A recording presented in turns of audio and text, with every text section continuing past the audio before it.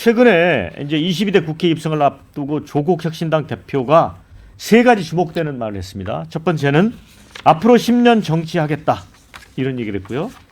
두 번째는 창당도 선거도 민주당 도움 받지 않았다. 우리는 민주당 위성 정당이 아니었고 앞으로도 아니다. 세 번째는 이 교섭단체 기준 완화와 관련해 이재명 대표에게 부탁하지 않겠다. 조국 혁신당이 먼저 해달라고 말하는 건 구차해 보인다. 12석 갖고 정치하겠다. 굉장히 좀 결연한 입장이 엿보입니다. 10년 정치하겠다는 것 관련해서는 차차기 대선 도전까지 염두에 두고 있다. 그러니까 사법 리스크가 있더라도 그것까지도 돌파하겠다는 의지가 엿보이고요. 이거 어떻게 보십니까? 김민수 대변인. 이 제가 이 선거 전부터 얘기했는데요. 그러니까 각자 딴 생각, 동상이몽을 하고 있고 5월 동주로 끝날 것이다라는 말을 많이 했는데 지금 여기 조국의 적은 원래 조국이라 그랬었거든요. 그 이제 조국은 항상 자신의 각오와 싸운다라고 했는데 이 말도 진실이었지만은 또 하나의 말이 진실인 것 같아요. 과거는 잊혀진다. 그러니까 이게 진짜 잊은 것 같아요. 조국이 얼마나 국민들 가슴을 때렸고 국민들에게 박탈감을 줬고 상실감을 줬었는지 이게 국민들께서 잊었나 하는 물음표도 간혹가다 있어요.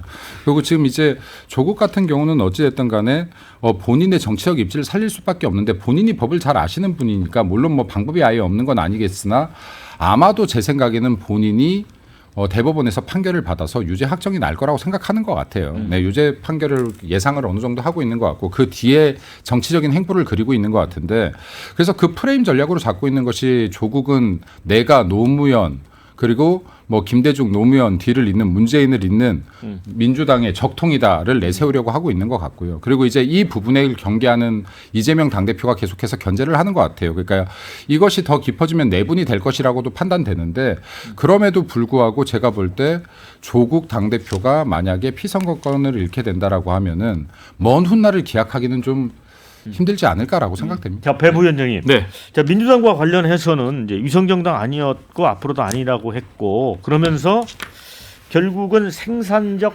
경쟁 관계. 제가 볼 때는 오히려 경쟁 이런 방침이 찍혀 있는 것 같거든요. 이 문제는 민주당에서는 어떻게 봅니까? 뭐 기본적으로는 저는 협력적 경쟁 관계다 이렇게 봅니다.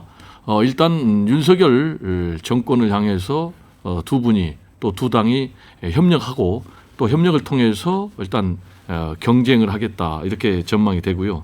지금 우리 김 대변인께서 조국의 적은 조국이다 이렇게 얘기를 했는데 저는 윤석열의 적은 윤석열이다 이렇게 좀 돌려드리고 싶어요. 왜냐? 조국 같은 경우는 분명히 지금 법을 위반해 가지고 2심에서까지 지금 유죄 판결을 받았지 않습니까? 그런데 이런 조국을 다시 불러들인 사람이 누구냐? 윤석열 대통령이거든요. 윤석열 대통령이 워낙 실정을 하니까 다시 이제 조국을 소환을 했고 조국 대표 같은 경우 10년 정치를 얘기를 했는데 이 얘기는 자신이 제가 볼 때는 뭐 유죄 판결 대법원에서 확정 판결 받아가지고 지금 국회의원직을 박탈당하고 또 피선거권 박탈당한 것까지 다 계산해서 10년을 얘기하는 거예요. 이 얘기는 뭐냐면은 10년 지나더라도 반드시 대권에 도전해서 대통령이 되겠다라는 대권 도전 의지를 밝힌 거거든요. 이 이유는 미래 권력의 가능성이 없으면 사람이 붙지 않습니다. 그렇게 되면은 결국은 조국 혁신당은 소멸할 수밖에 없는 것이죠. 그래서 제가 볼 때는 이 10년을 얘기를 한 것이 아닌가 이렇게 생각이 됩니다. 자, 윤진희 대표. 예.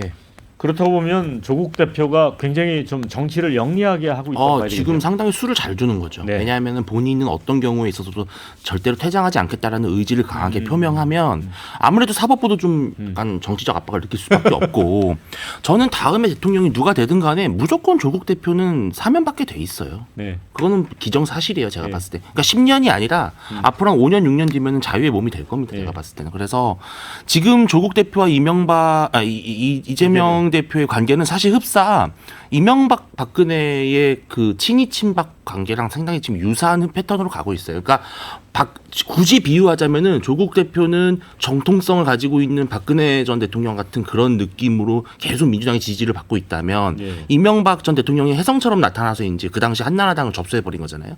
그런 것처럼 지금 앞으로 이 둘의 관계는 상당히 좀 생산적 경쟁 관계로 갈 것 같고 이재명 대표한테도 상당히 좋은 어떻게 보면은 뭐랄까요? 페이스 러너라고 해야 될까요? 그런 개념이 아닐까 싶어요. 근데 페이스 주자가 결승선을 먼저 들어갈 수도 있어요. 그리고 여기도 한마디만 말씀드리면 여기에 아까 윤석열 대통령이 조국을 불렀다고 했는데 제가 볼 때는 아니에요. 이재명 당대표가 조국을 불렀어요. 그러니까 조국 대표 같은 경우는 원래 민주연합에 의석수 하나 정도 자기 좀 껴줬으면 했거든요. 근데 이재명 당대표 이걸 거절하면서 갈 곳이 없으니까 방법이 없어서 지금 창당한 건데 이렇게 판을 키워줄 줄 몰랐어요. 이재명 당대표도. 이게 지금 이재명 당대표의 제가 볼 때 가장 큰 실족인 것 같고 민주당 표를 한번 보세요. 지금 어떻게 분배가 되었는지.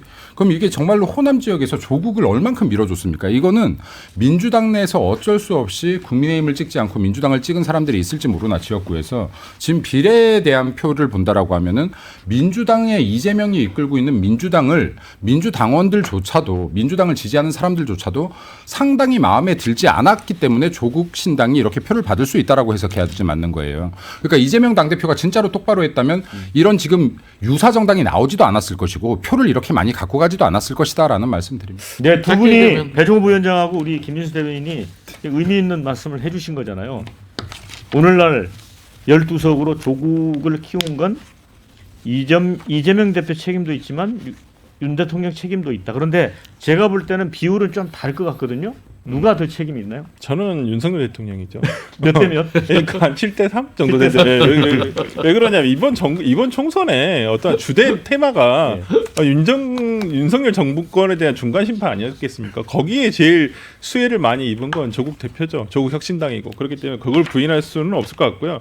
뭐 차차기 저는 차기라고 봅니다. 조국 차기? 대표는 2027년도 차기 대선에 아마 저는 나올 거라고 보고요. 그러면 일부 파기환송 같은 게 가능성이 있다고 보시나요? 저는 충분히 가능성도 있고요. 만약에 대법원에서 확정이 되더라도 사면 받을 수 있습니다. 사면 복권 될 수도 있다고 봅니다. 그러면 윤석열 대통령이 사면할 수 있다. 저는 충분히 가능하다고 봅니다. 가능한 어떤 시나리오. 정치적인 네. 어떤 목적도 있는 걸로 보나요? 그럼요. 그러니까 가능한 시나리오 중에 하나가 뭐냐면 윤석열 대통령의 입장에서는 어찌됐든 간에 뭐 민주당의 분열을 바라서 그럴 수도 있겠지만은 어찌 됐든 간에 사면을 통해서 본인이 어쩌면 결자해지 한다라는 것을 받으면서 본인한테 그러니까 손해가 될 게 없어요.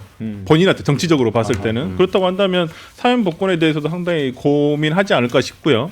근데 이거 2026년도에서 지방선거가 있어요. 네. 근데 이제 조국 대표가 만약 조국 혁신당이 지속을 한다라고 네. 한다면 여기서 후보를 내야 돼요. 예. 지방선거 안 할 수는 없잖아요. 그렇죠. 후보 내서 지역구에서 지자체 선거를 치러야 될 텐데 그때부터 민주당과는 어찌 되었든 간에 호남 지역에서는 뭐 경쟁을 할 수밖에 없고요. 그러니까 피 터지는 경쟁 관계로 가는 거 아니에요? 그 경쟁 관계가 갈 수밖에 없죠. 역사적으로 보면요, 뭐 충분히 가능성 있는 전망인 게요. 전두환 정권 같은 경우에 김대중 전 대통령 같은 경우 사면 복권했지 않습니까?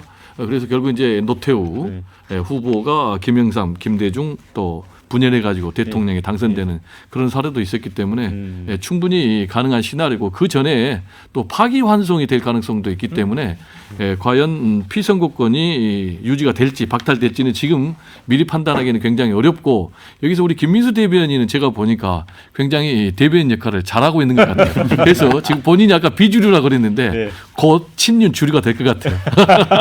자, 그 댓글 좀 읽어드리겠습니다. 흥미로운 댓글 많이 보내주셨습니다. 호남 세종에서 1위 지지를 받은 조국 대표, 심지어 부산에서는 2위를 했죠. 국힘에 이어서 이재명보다 더 많은 지지 받음, 이런 지역에서 그랬다는 얘기입니다. 자, 민주당은 지역구 당선에 조국당이 기여한 점 잊으면 안 됩니다. 이런 의견이 있고요. 조국처럼 한동훈도 똑같이 수사해야지, 한동훈 특검 기대해라, 이런 의견이 있고요. 이재명, 조국 두 사람은 같은 곳을 바라보며 함께 걸어가야 할 동지다. 국회에서 모든 일에 손잡아라, 이런 의견. 자, 범죄자들이 수두룩한데 이겼다고 무슨 건방을 떠나, 또 이런 의견도 있습니다. 윤진희 대표.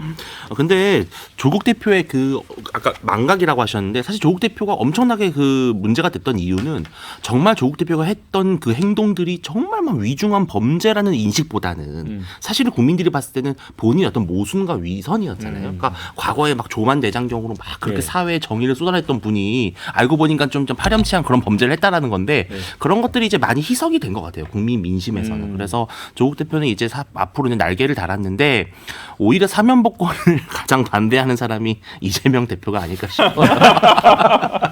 전혀 더 다른 시각이 있어요. 그 10년의 범위에 들어가는 경우의 수가 이재명 대표가 대통령이 돼가지고 조국 지금 대표를 또 사면 복권해주면 네. 다음에 도전할 수 있는 길이 열리거든요. 그러니까 그런 경우일 수도 있다라는 얘기를 좀 드립니다. 저 예시까지 들어가기에는 이재명 당대표 사법 리스크가 너무 많다.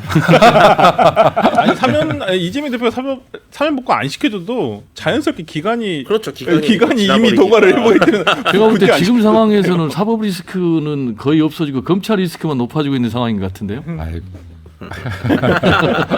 위증교 사건이 너무 커서.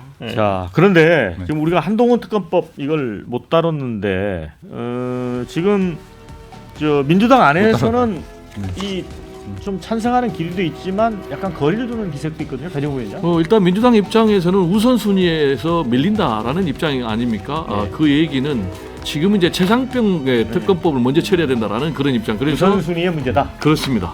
그러면 처리하겠다는 입장에는 변함이 없다는 얘기 같네요. 자.